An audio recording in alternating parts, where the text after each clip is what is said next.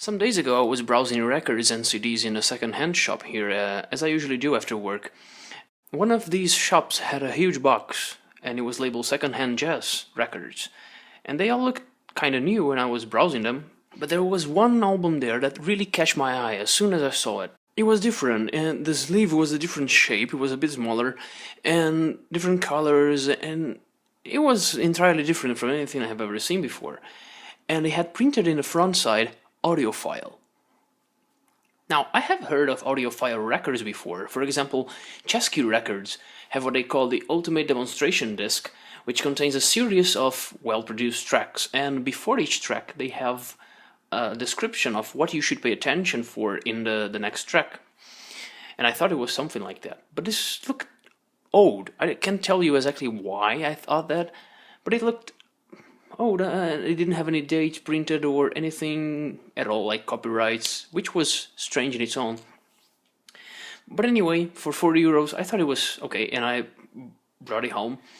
However, after carefully reading the copy on the back, I noticed that it said response between 16 cycles and 20 kc, which I assume means kilocycles, instead of what you would assume people would mention today, like 16 to 20 kilohertz. So I had an impression that I was probably right. But then I realized my turntable can only play 33 and 45 RPM, and this record, the label says it's 78. But it also says it's a microgroove record, and that means I can play it on my normal 33-45 turntable and speed it up on Audacity, for example. Now, the nicest part was taking the record off the sleeve. Oh boy, this thing is pretty. First of all, this clear red vinyl. You can see this nowadays sometimes, but I don't think this was common in the past. Another thing I noticed is how stiff it is. It is not floppy like some records at all. It's very hard. It looks and feels a lot more like a piece of plexiglass or something. I looked up the Audiophile Records label, and I did find something on Wikipedia.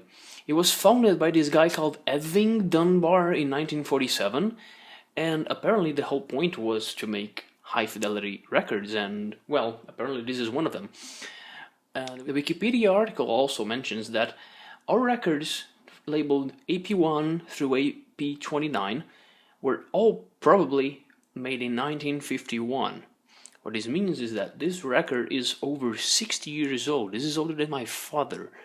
And, well, after listening to it, I have to say, this sounds extremely good for something that old. So, without any further talking, let's hear what it sounds like. Now, you must remember, this is a 78 RPM record playing at 45, so it sounds like this.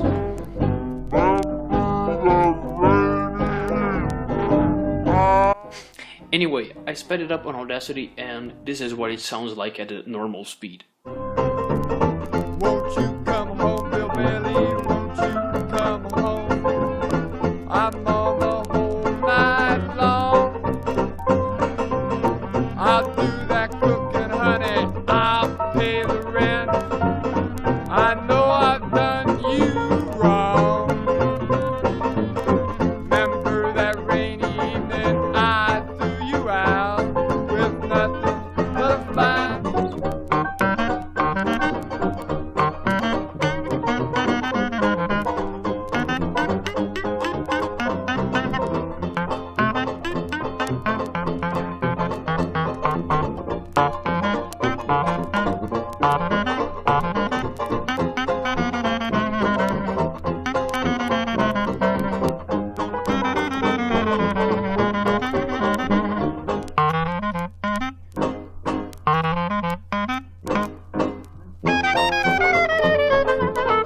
Well, I hope you enjoy seeing and hearing a little bit of music and technological history, because this record is probably one of the very first commercial microgroove records, and I think that's pretty cool, and I wanted to share it with you. That's it for today, and thanks for watching.